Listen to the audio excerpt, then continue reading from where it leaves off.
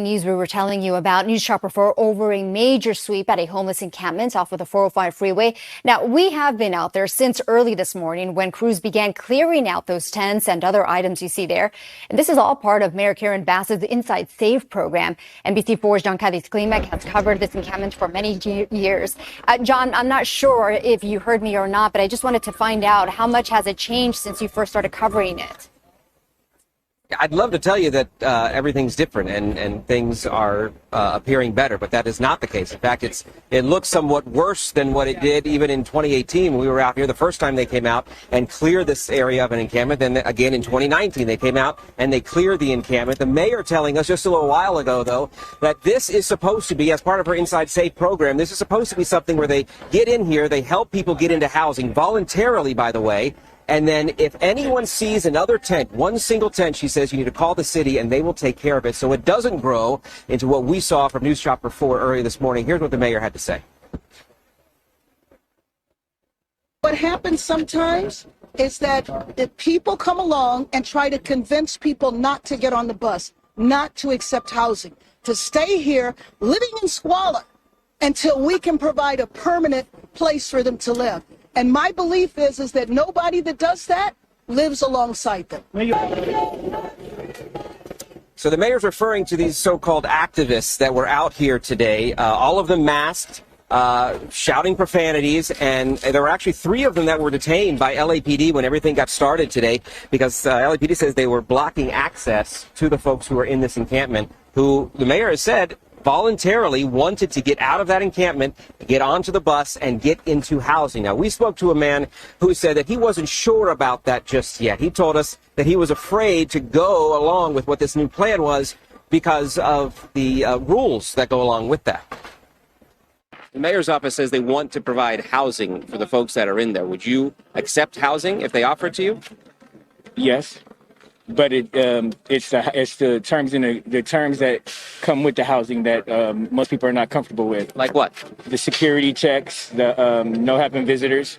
You don't have actual access to your own room. Security has to open your room each and every time you come in. But not all the places are like that. There are places that I think you're looking for that can be offered. Have you discussed that? Those will be new places, but that was actually the general rules for Inside Safe. So the mayor's office has said that every single person that was living in this encampment voluntarily agreed to get on a bus and to get into some sort of temporary or permanent housing today, meaning tonight they're going to have a bed to sleep on. And she said they're very thankful for that. Now, when we spoke to that man, he was still on the fence. We don't know what the status that he is, but the mayor's office did tell us that he's never been part of the Inside Safe program, and this could be something new for him. But Annabelle, as you were talking about, the fact that we've been here so many times for this, back in the day, in 2018, 2019, when we were down here, we questioned the city about why it was allowed to grow like this. This area actually belongs to the U.S. Army Corps of Engineers. It's leased to the city. Back then, we talked to the council person at that point. That was David Rue, who told us that he wanted this to turn into a safe parking area where they're going to have RVs and cars that people were living in. That they have a safe place to stay the night. They'd have a place, an office set up here for wraparound services, things like that. That never came to fruition. Rue was voted out the following year. Nithya Raman is the council person here now, and we reached out to her office today. She said she was too busy with meetings to come out and comment on this. Annabelle. All right, John, so I'm curious to know what happened today that caused this massive turnout of city workers and, of course, LAPD.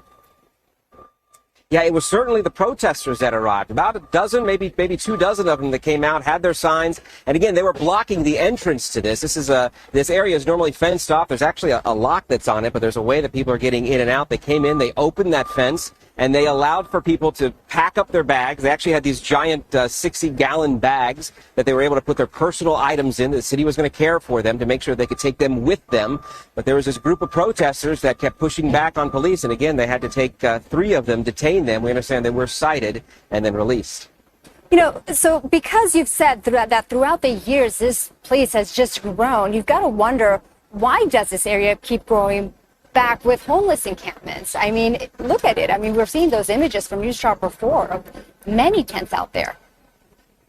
Yeah, and I think part of the issue, too, and we talked about it this morning, there's the city does set up sanitary places. So they've got porta potties set up, they've got water that they change out every so often, so that the people who are living here actually had access to things like that. But the problem is the fact that it allows to grow for so long. The mayor said that as she walked through today, she saw at least 10 different propane tanks. And I know the last time we had a crew here was back in December because of a fire that blew up in that encampment as well. So by allowing it to continue, that's been the problem. And yet it takes time to get these people to agree to go off the street. So we're talking about months at a time. The Inside Safe program saying they were here months ago, just starting that conversation to get people to trust them in order to agree to get on that bus today and have someplace to sleep tonight.